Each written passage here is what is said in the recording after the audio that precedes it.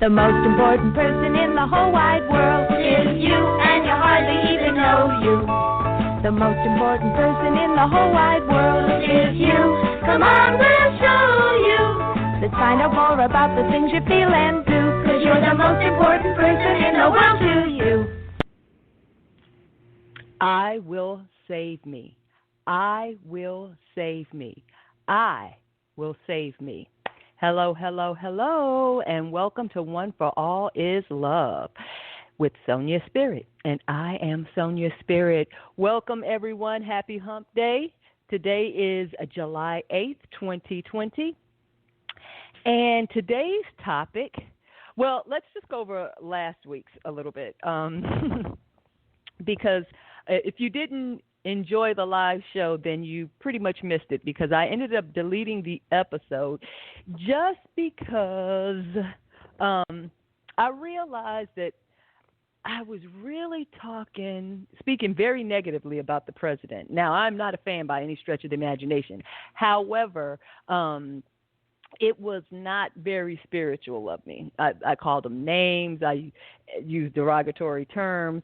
And, you know, whether it's true or not, the point is he is, like all of us, an expression of God. And when folks do things that we don't appreciate for whatever reason, you know, I generally say and communicate to others, you know, the scripture, Father, forgive him, for, you know, he knows not what he does, or she knows not what she does, or they know not what they do. Because they're still a part of the fabric of what's going on, you know, and I don't really want to belabor that because I don't want to talk about him. But I deleted an episode because of it.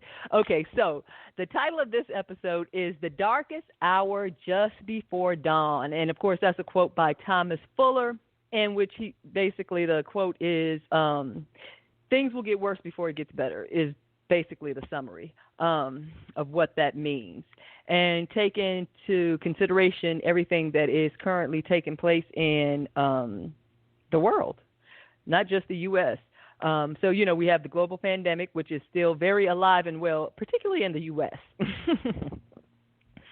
And I'm not laughing because of the harm that it's doing, but it is alive and well in the U.S. And, you know, the hypocrisy of it all, you know, we're supposed to be the global superpower, you know, world domination, Team America, F yeah.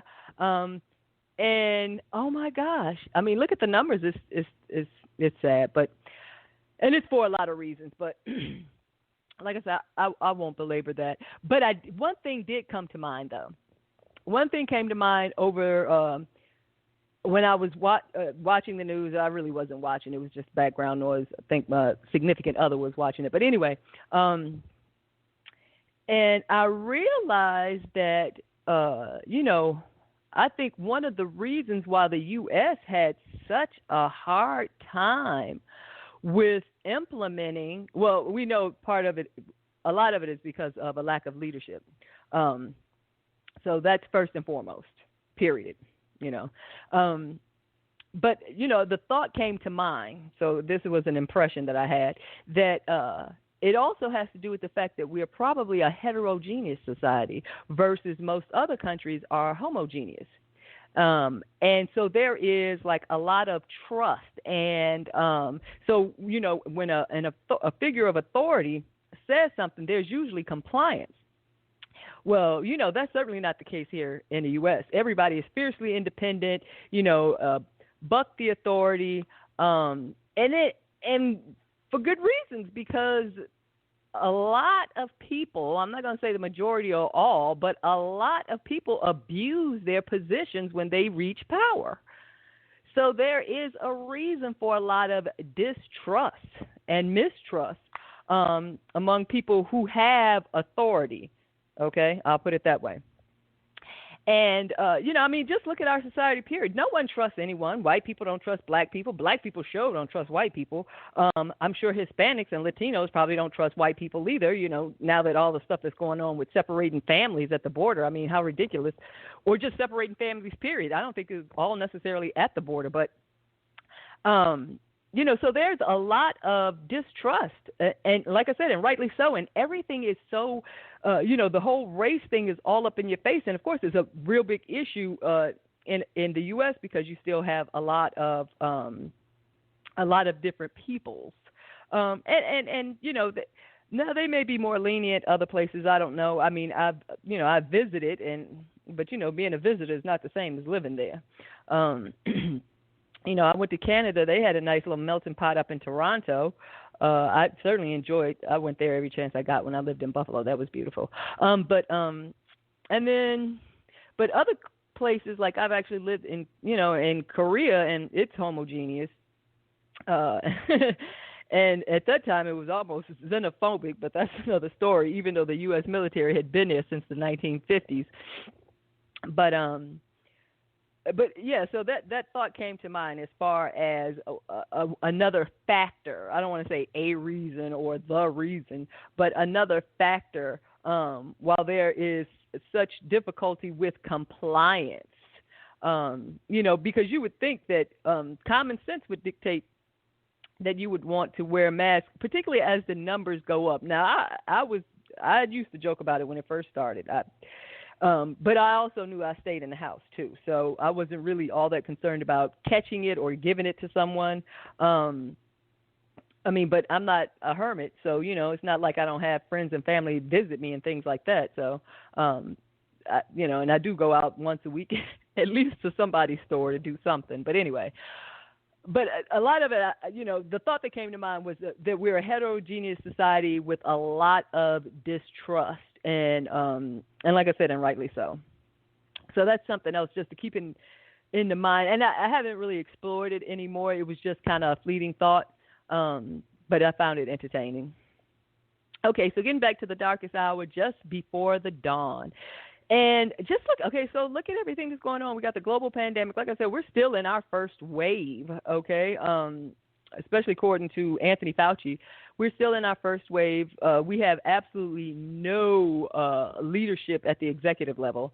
So, all the states are at the mercy of their governor. And listen, most of them are playing politics until the death toll starts notching up. And then they're concerned about tourism or appearances, whatever. And it's but at the end of the day, we're talking about people's lives. We can look at them as numbers and poo-poo it away and say it's only 1% of the people that contract it, but that 1% is someone's loved one. And I know what I say about death, and I know how I feel about death, but that's not something that you communicate to someone when they're grieving. I can say on a podcast that death is an experience for the living because it's just a topic of conversation.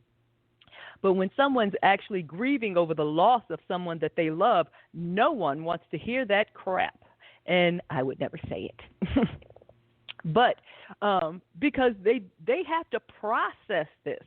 And, the more traumatic the death, the more that they have to process, emotionally speaking. And there might be other ramifications. There might be some legal ramifications. There might be some physical or, moral, I don't know, But, it's just enough to have to deal with what they're going through, the death. So, all right. But, I don't want to say regret, because I chose to delete last week's episode, but I do want to still mention the what we discussed as far as let us not be frightened by the problems of creativeness, and I will tie that into our darkest hour, because at the end of the day we have the power. Okay, when I opened up the show, I said I will save me, and originally I was going to name the show "I Will Save Me." I will save me. I will save me. I am the only one who will save me. And, and when I say I'm not talking about the ego I. I am talking about the internal spirit I, the spirit that who provides me with life, okay, of which I am an expression of. That I. Oh, it's so interesting. The letter I just, especially the way we use it as a pronoun.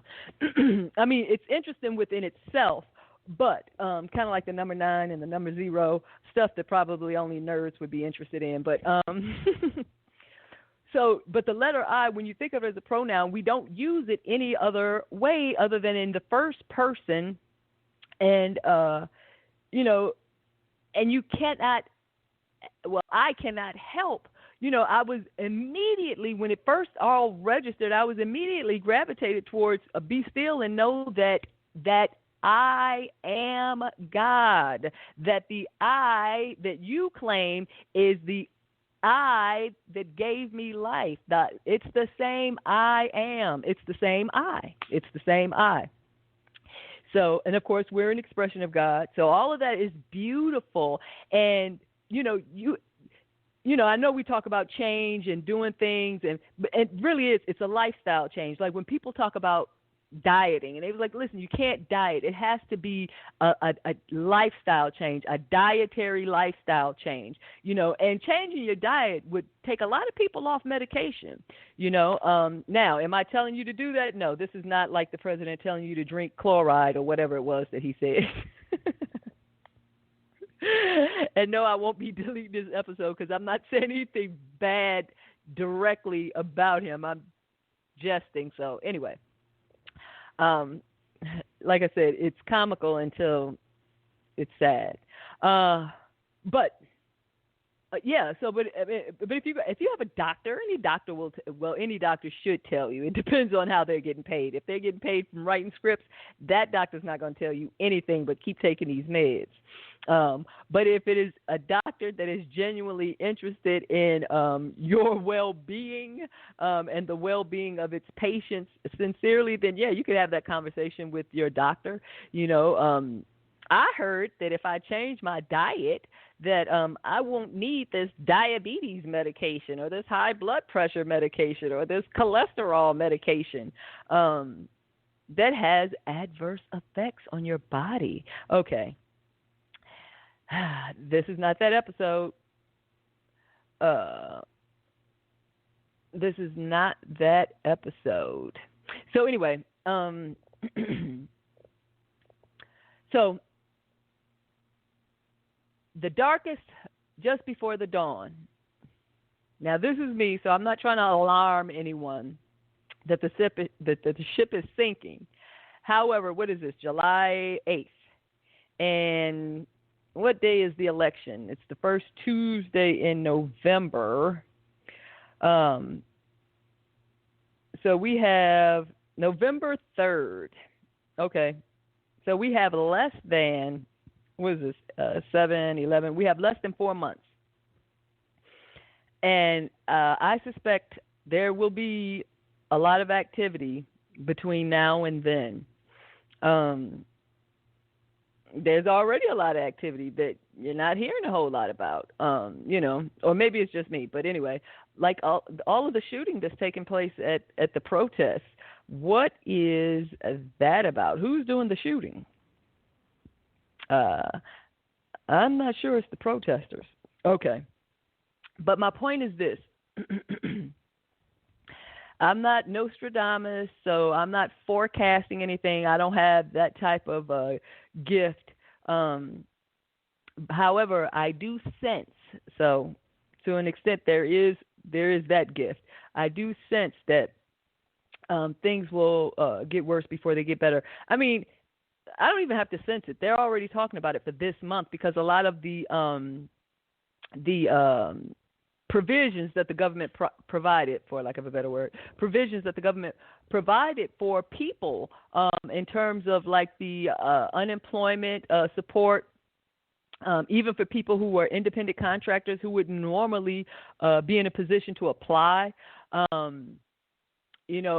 not being evicted or holding off evictions. Now, of course, one of the issues with that is landlords are still filing. Okay, so if you think that just because they couldn't kick you out between then and July 31st, if there is nothing in place that prevents, and also with the rent thing, that from what I heard and read, that only applies, because I had to do research for my mom, that only applies if your loan is federally backed or guaranteed or something like that. So, which of course most investment properties wouldn't have a federally backed loan because it's an investment property. You know what I mean? So, unless if you were in public housing, and now I get that part. So yeah, so if you're in a position where it's public housing, then yes, you have basically a stay of execution. But if you are renting from a private owner, 9 times out of 10, it doesn't apply to you, because chances are that whoever the homeowner is, that property is an investment for them. That's not their primary property, and the loan that supports that property is not guaranteed by the government, unless it's a VA loan. I don't know that much about VA loans, but I don't think you can use it for investment property either. But forgive me if I'm speaking out of turn. I haven't done it in a while. I'm out of the game. So anyway, but so you don't want to hang your hat on not paying rent, okay? Now, if you can't pay rent, that's a whole different story. But it's a whole different story, but it still doesn't absolve you from being evicted. So while a lot of counties are not processing the paperwork, because basically no one's in office or whatever, or they're just holding off until the whole pandemic is considered blown over, then what we have is, I'm sorry, I just lost my train of thought. And it does happen that fast. Okay, but so we're going to have a lot of activity.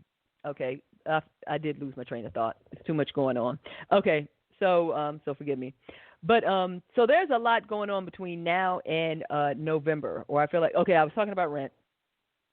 And, so if these programs are not extended, then there's going to be a lot of activity, like I said, at the end of this month alone, okay, if they don't extend the unemployment insurance or benefit, then you're going to have a lot of people who, maybe they were able to pay rent, and come August 1st they won't be able to, or come September 1st. But there's going to be a lot happening.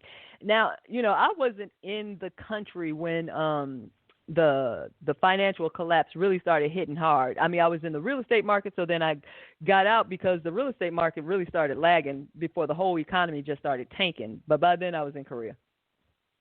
Not that I caused it, but yeah, it was time to go. So, once again, there's going to be a lot of activity, and not necessarily good activity. So we're facing, the pandemic. We got a collapsing economy. And then we have, all the social unrest because of the racial injustices. And it's, I mean, it is what it is, and it, this too shall pass. So I'm certainly not trying to promote fear or insecurity, because I'm not selling you on it. Anybody who, got 2 eyes and ears knows what's going on. If they can see and hear, or if not. But what I'm saying is, we have to be prepared. So at the end of the day, what I'm really saying is Jesus is not coming to save anyone. Okay? Jesus is really a state of being, a state of consciousness. It's really called Christ consciousness.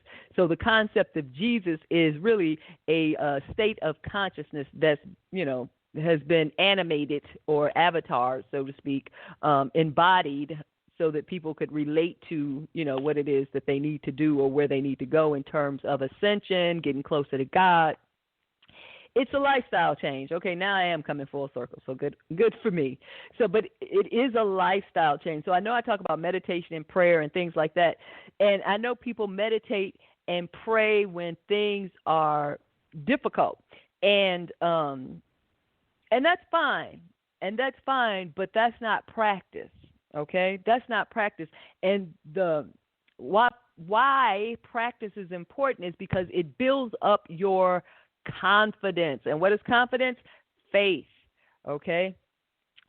If you lack faith, then you don't have the confidence to know that all of this will pass and you will be all right. You will come out on the right side of this. And listen, if you don't have that relationship, of course you're not going to have faith. Now, I'm not putting you down.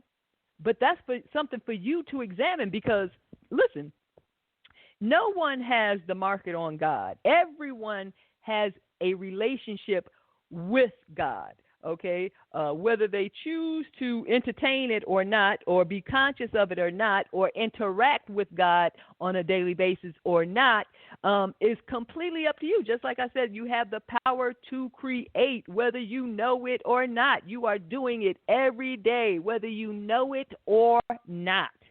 Okay? That is part of our consciousness. That is consciousness. Consciousness is the ability to create on the human level, because everything has consciousness to an extent. But in terms of being able to create at the godly level, of course, I told you the process is slightly different, but the outcome is the same.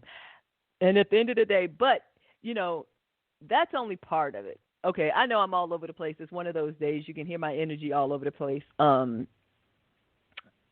And I do have a lot that I want to share, but okay. So, but the darkest hour, just before the dawn, it's about the lifestyle change. And I mentioned that because when things start really getting bad, it's really going to boil down to your faith and relationship with God. Because if you have a strong relationship with Spirit and you commune daily and you strive for oneness, then you know, and that's what faith is again. It is the knowing, it is the confidence that who you are, what you are, how you operate, God in your life, how it operates in your life and through your life, and even the adversities. You understand the adversities when you get to know yourself. So when things happen to you, when adverse and traumatic things happen to you, and generally it becomes traumatic because God doesn't start off just being traumatic. Okay, usually there's a lot of little nudges and stuff, unless you have like some serious karma. Okay, and perhaps the only way you can comprehend is through a traumatic event. I'm not judging because it's not my place to. It's the relationship. It's the daily practice. I don't even want to call it practice. It's communion. It's a daily communion with God. And it doesn't have to be formal. That's the beauty of it. It doesn't have to be formal. It's really not even supposed to be formal. I mean, you can have certain rituals and things that you do on special occasions, but just having the relationship with God it's not formal. It's as simple as just talking to someone like you talk to anyone else. You can move your lips if you want to, or you don't have to. See, that's the beauty of it. You can use your mental energy. You can use your conscious energy because God understands that. That is how God communicates. That's how God communicates with us. We feel pulses. We have these thoughts. It's all energy. It is all energy. So I'm saying all this about confidence and faith is because that is what's really going to get you through the darkest hour. Okay? Listen. For all my Bible thumpers out there, get close to it. Get back into your scripture if that's what you do. Now, I'm not telling you to do it because I don't read the Bible every day, but I do commune every day. And like, once again, I'm not judging. I'm just saying it builds your confidence. So when adversities happen, and they happen to me too. Listen, I've cried before, and then I snapped out of it because I realized I was displaying a lack of confidence or a lack of faith. And so then I remind myself, because you can easily snap out of it. I remind myself, and, even for yourself, okay, examine your life. And I'm sure you can find at least one event in which you know without any in your mind that it was all for the grace of God. Okay? I mean, you can't give credit to no one else. Okay? No one else. It was all through the grace of God. I have my experience. And that's my rock. So I know when things get bad, nothing is impossible. Nothing is impossible. Okay? But that's my experience. You need to find your own experience. Okay? I'm talking about one in which you know inside your heart. Because that experience that you know it was all the hand of God, that's the experience you need to hang on to when things start getting rough. I'm getting emotional, so forgive me. But that's what you're going to need to hold on to when things start getting rough. Remind yourself until you don't have to remind yourself. But remind yourself, and remember, we're creative beings, so whatever we entertain in our minds, remember, and we have the matching energy from our subconscious to go with it, our heart energy. Once those match, they manifest whether we are aware of it or not, whether we know it or not, whether we actually want it to manifest or not. It happens when there are two things that are matching, okay, the thought and the feeling. When those two things align, transformation began happening. It's an automatic process because it is a law, as I've mentioned, like the law of gravity. Okay, so let's kind of slip over into let us not be frightened by the problems of creativeness, and I'll just kind of summarize what I discussed last week. So that sentence actually came from a text that I'm reading for a class. It's called New Era Community, and it's published by the Agni Yoga Society, and it is part of a spiritual development class that I'm taking.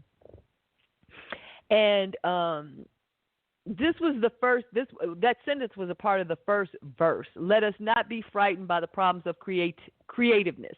And when I read it, that sentence, when I read the first verse, that sentence just really stuck out at me. And then I kept kind of going backwards. I was like, well, first it stuck out because it's like so negative. Let us not be frightened by the problems of creativeness. Who thinks about the problems of creativeness? So I started thinking about what's a problem with creativeness or creativity. And then it came to me, thank you, universe, because it's not like, so then it came to me.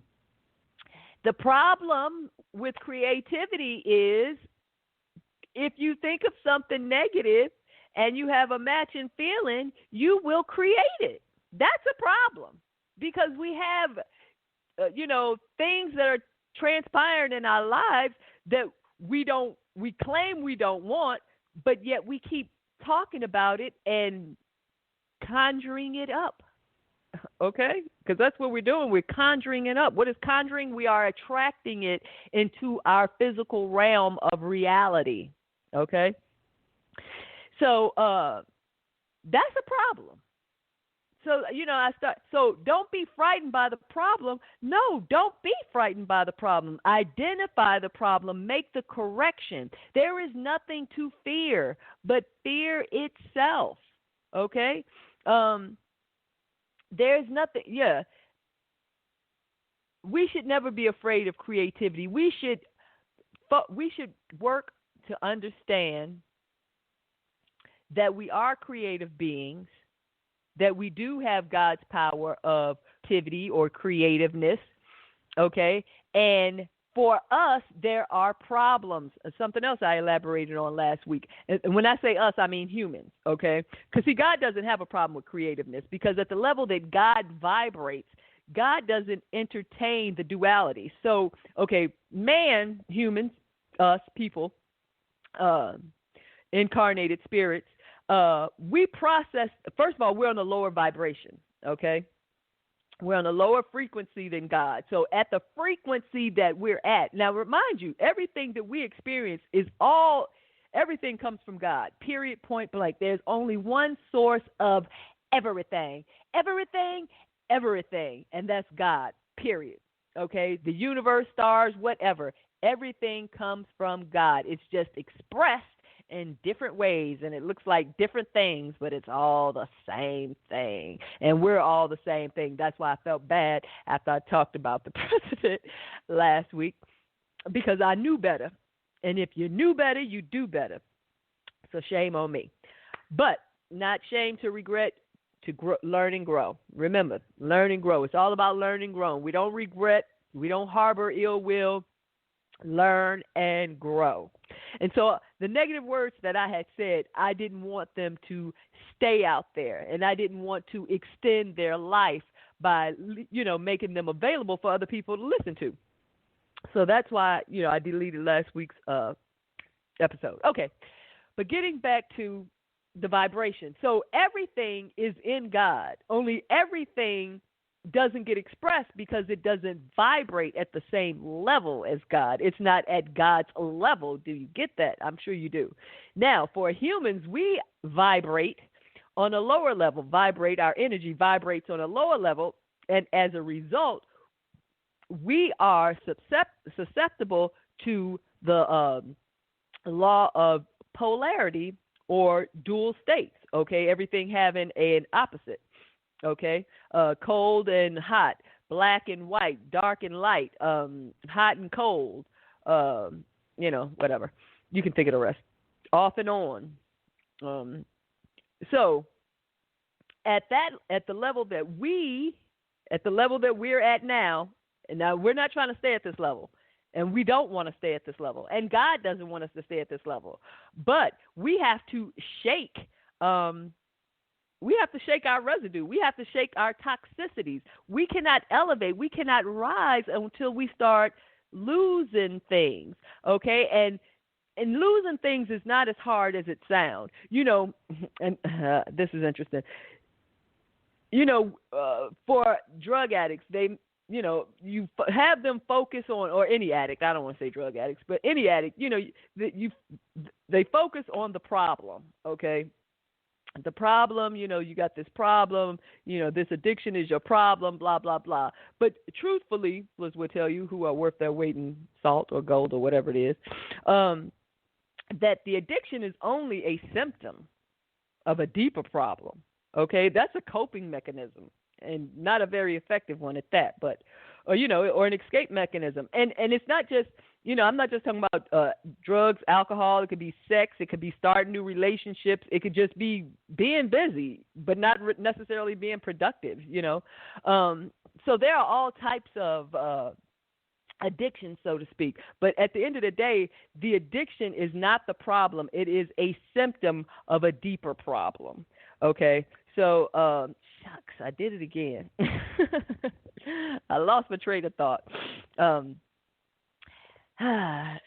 Sometimes the monkey mind, so I'm working on that. Anyway, but, okay, so vibrating at a lower level. So that's where we are as humans.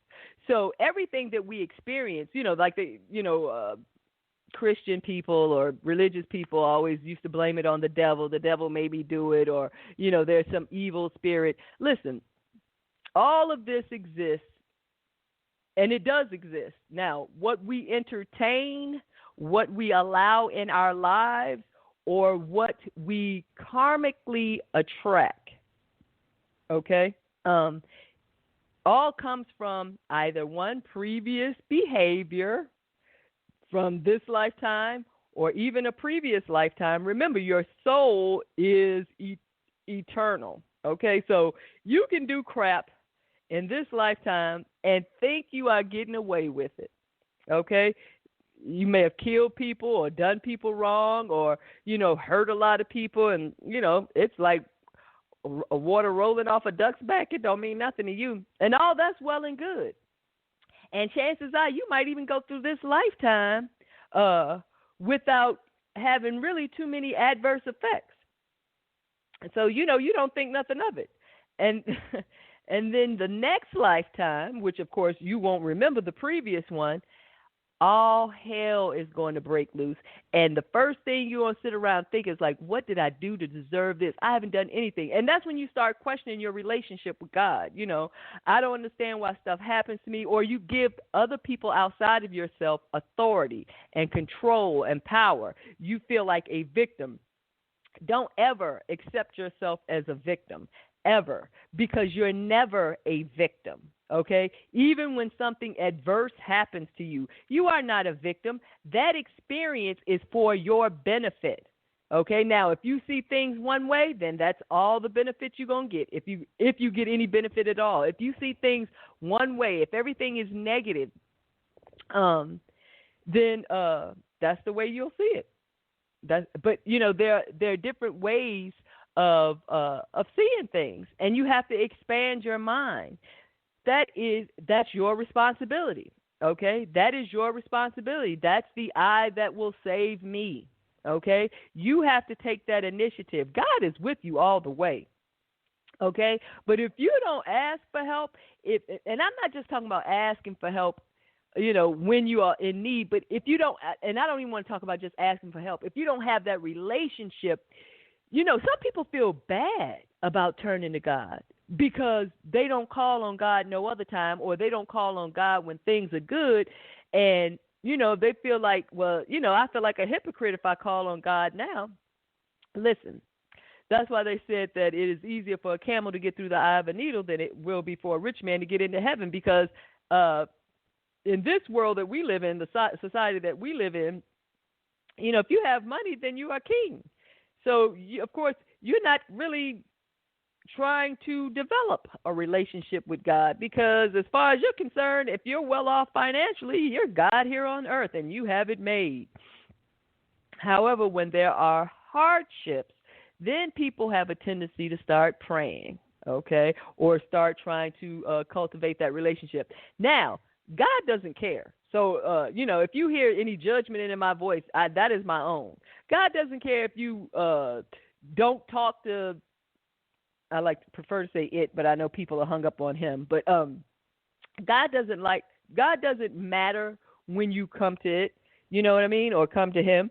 As long as you do, but find your way. What I'm saying is God doesn't care. I'm saying for your own satisfaction, for your own mental well-being, it should be imperative for you to develop a relationship with God, for you to have that communion, that oneness, okay? Because that is what's going to develop or build your confidence and your faith, okay? Once you have that confidence and faith, you're not worried about the building burning down around you. Because that's faith. Okay, my house just burnt down. Apparently, this serves a purpose. All right, God, I don't know what it is, but I'm with you. Where do we go from here? What do I do now?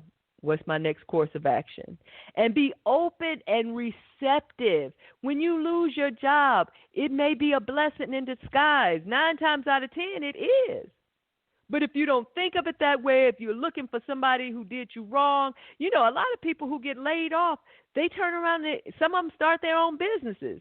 And maybe even a handful are successful. People go back to school. They reinvent themselves. They become something else. And I'm not telling you to go into debt and go to school, because you can educate yourself online for close to nothing, or through books.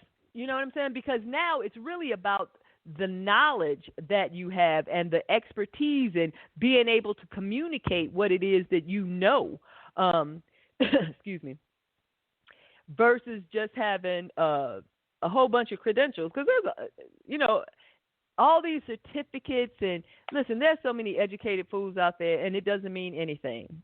These are the same people who don't know what to do when they get laid off. So you can have a PhD, a MD, or a GED. It doesn't matter. If your faith is not strong, if you don't have the confidence, if you don't have the knowing that this too shall pass and God has my back and it's the I in me that is going to save me, then what's the point? Okay. So, humans operate at a certain vibration. So we are capable of expressing a lot, okay? A lot of stuff that cannot express on God's level.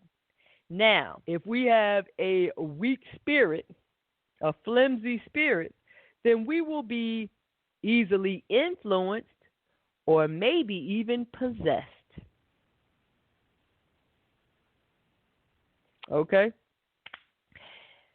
And that's when you see people who claim not to be in control of themselves. And I say claim, and I know I'm being facetious, but, when it's legitimate, they're not in control of themselves. They can be influenced by other people. I watched like a few movies, well, there's nothing else to do when the work was slow, but it's not slow anymore. But, I captured a lot of interest in movies, so to speak. And, yeah, I was going somewhere with that. Whew, this is one of those days, folks. All about building your confidence, building your faith. Faith and harmony. Harmony is just being in the flow of God. Just, hey, listen, it's like being in a pool and just floating. Wherever the water takes you, that's harmony. Wherever the water takes you, that's being in harmony with nature, with God. Okay? But you have to surrender your will. Now, some people surrender their will all the time to other people, whether they're conscious of it or not. Some people do it consciously, some people don't, do it consciously, but yet they still are under the spell, so to speak, of another. And I'm not talking about witchcraft spells. I'm just talking about energy, period. Someone having a more of an influence on your energy than you do. That's a spell. But not, okay, you get it. Faith does not allow anyone to harm you. Harmony does not allow for anyone to harm you. Okay? Now, I'm not talking about karma. Okay? Now, but you can still, I don't want to say escape, because it sounds like you're getting out of something. But you can actually repay your karmic debt without necessarily having an one-to-one experience or having an equivalent experience like the eye for an eye thing. Because if you learn and grow and rise above that vibration of activity, then you won't succumb to it because you have risen above it. It's like, let's say you never went to 6th grade, okay? Let's say you were, for whatever reason, you went from 5th to 7th grade. Well, no one, if you, I had a thought, then of course you see, I'm not keeping up with the mind at all today. The mouth isn't, certainly. But once you skip a grade, it's you've already learned that material, all of the grades below. Okay, so once you rise so like you can skip from 5th to 7th. Or from 7th to 9th, it's because they know you have mastered the material all the levels below that grade. And that's the same way with spirit. If you rise your energy, if your energy ascends or rises to a certain level, a higher vibration, okay, above some of the karmic debt you have, and you hold that vibration, you have mastered those lessons underneath. So you don't necessarily have to experience those events, those lessons, because you are at this level, you have mastered those lessons. Now, I'm doing things with my hand that I know you cannot see, so I'm trying to make sure I express it verbally. But you get what I'm saying. Hopefully, I'm trying to make sure I'm clear. And it's the same way with vibration. Once you have raised your vibration where it consistently vibrates at a higher level, then you will not be subject to lower level lessons because you will have mastered all of the material below it. So you don't have to have that experience so that you can learn that lesson, because let's say you have demonstrated through other actions that you have mastered that lesson. So then you would be absolved from learning that lesson, okay, because you've already mastered it and you've demonstrated through other activity. Okay, so that's one way of bypassing, or, I don't know, whatever word you want to use. I haven't given a lot of thought, but bypassing karma, so to speak. So it's not a trick. You actually have to work. You have to work to be a better person, to rise above, so that you don't have to deal with any karmic debt or tragedies. So that's why I say the saying, there's no, you can run, but there's no hiding place. And there is no hiding place because God sees everything. So you can't like fake it till you make it. These are all human sayings, okay? You can't fake your vibration.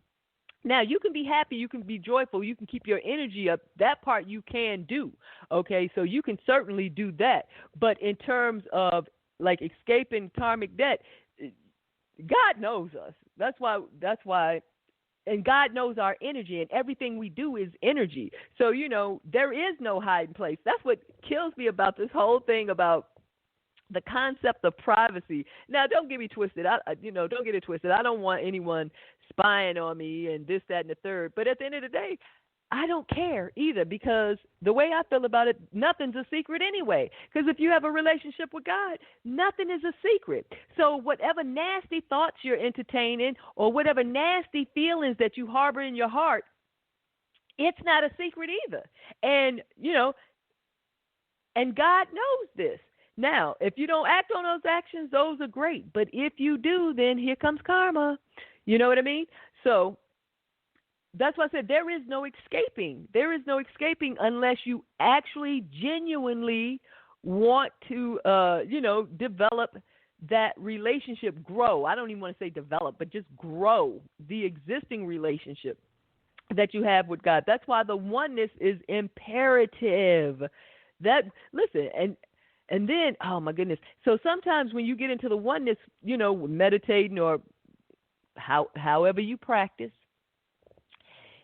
you can, sometimes that energy is just incredible. Okay. Even when it's, and I know why it's in short durations, because you can't handle it for a long period of time. Okay. So anyway, it's really all about the relationship. It's about the faith. It's about the confidence. It's about knowing yourself. When you know yourself, then you know you are a creation of God. And then we all are creations of God. So we shouldn't treat each other the way we do. And it's beautiful to see that, this whole 180-degree turn from like 6 months ago when, anyway. But that goes to show you that all things are possible because God is possible. It doesn't matter. Listen, it doesn't matter. Just like the Pharaoh's heart was hardened, it can be unhardened. Now, And if you want to help, if you want to be a part of the solution and not the problem, then you want to elevate your energy. You want to commune with God daily, okay?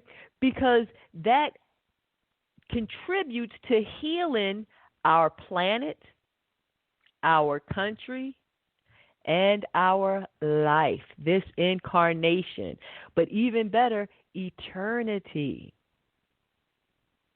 And when I say eternity, I'm talking about our soul, because, energy is energy. So, when it's outlived, when its usefulness has expired, so will it. Okay, so we die. Now, how we die, like I said before, that's the experience for the living. But we die. We die in this incarnation. The soul goes on. There's another incarnation. When we come back to earth, of course, we don't remember. But we do choose.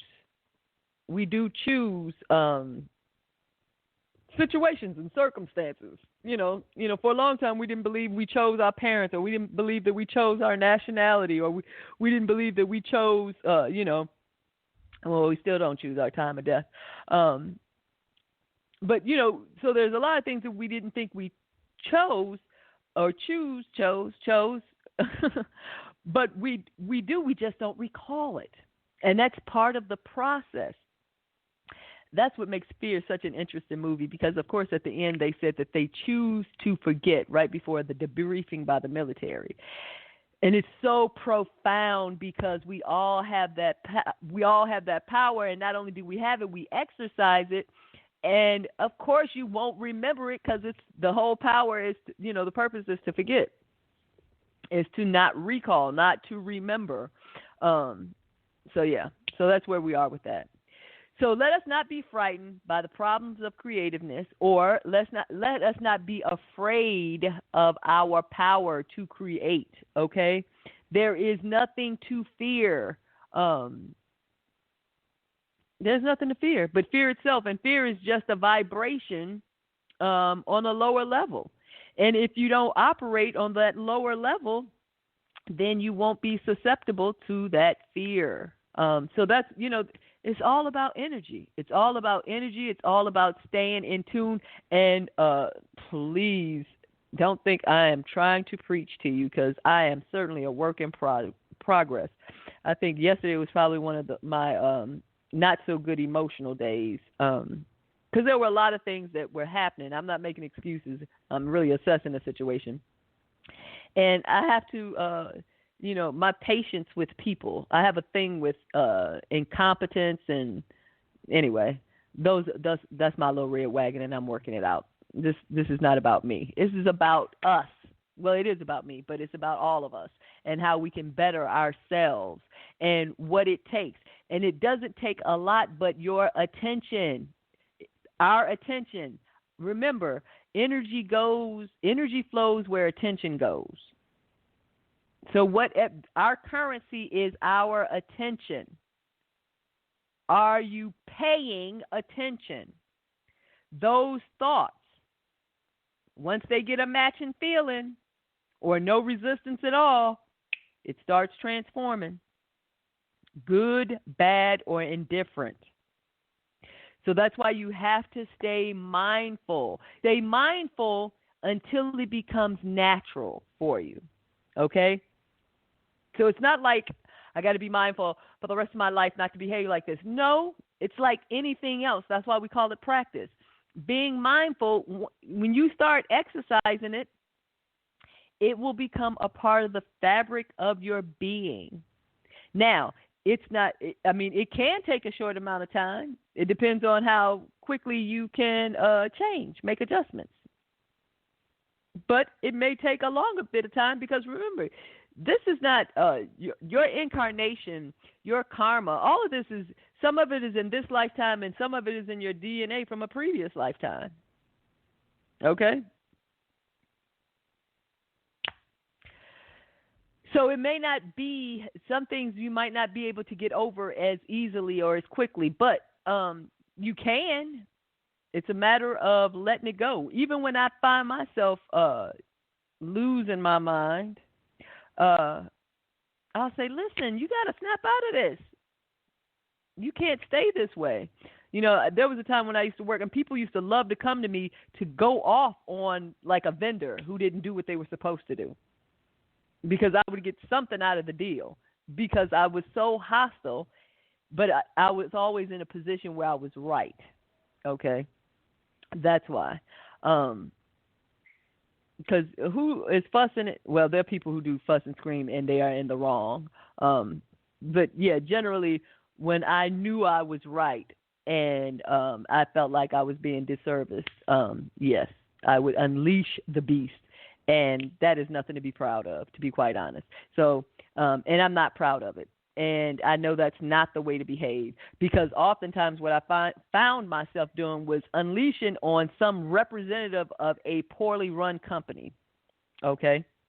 Or maybe it's not poorly run. Maybe that's just their policy to treat their customers like crap. Who knows? You know, it happens a lot. All they want to do is attract you. They ain't really, you know, once they got you, it's like any other relationship. Anyway, sorry.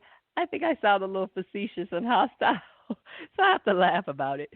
But you get what I'm saying. All right, ladies and gentlemen, we are down to the last 3 minutes of our show. I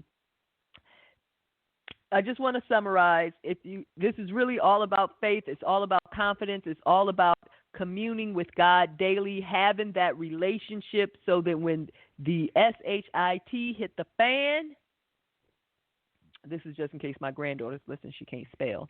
So just in case when it hits the fan, or if it hits when it hits the fan, if you have that communion, if you have that vibration, that relationship, that oneness, that strength in the I within you, then you will survive this. Okay? You will survive this. And you will survive this anyway. Don't, you can survive this. You will survive this. It serves a purpose for our betterment. Let's look for the good. Let's grow from this experience. Okay? Let's grow from this experience. Now, I would love to get rid of the Electoral College if on a whole different political subject, but because that sucks. Okay, it needs to be one person, one vote, and it should all be about the popular vote. Okay. Well, that was a lot.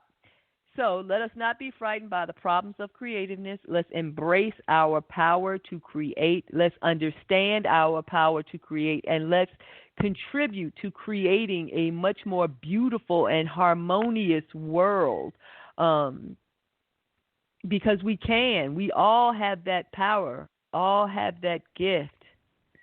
Listen, remember, all of us are unique. None of us are special. We're all expressions of God. Isn't that a beautiful thing? Out of one, there are many. One for all is love is, one for all. I'm a one person, all for the love of God and everything that represents God, and everything represents God, including myself. So I have to make sure I check myself when I find that I am not representing God, that someone would look at me and would not think godly of me. That's when I know I'm not representing God. Okay, well, thank you for joining the show. And if you are listening to the replay, thank you for replaying it. I certainly appreciate your time and attention. I appreciate your currency, that form, and I also appreciate the other form of currency. Feel free. One for all is love at Cash App. Okay, so that's all that I have. Stay positive. Stay firm in your convictions of faith. Grow your relationship of oneness and community with God and with each other. Have an awesome day. Have an awesome weekend. And I will talk to you next week. And also, don't forget to join my early podcast of Political Star Talk with Sybil Starr and Jenny McDaniel. Until then, I love you and goodbye.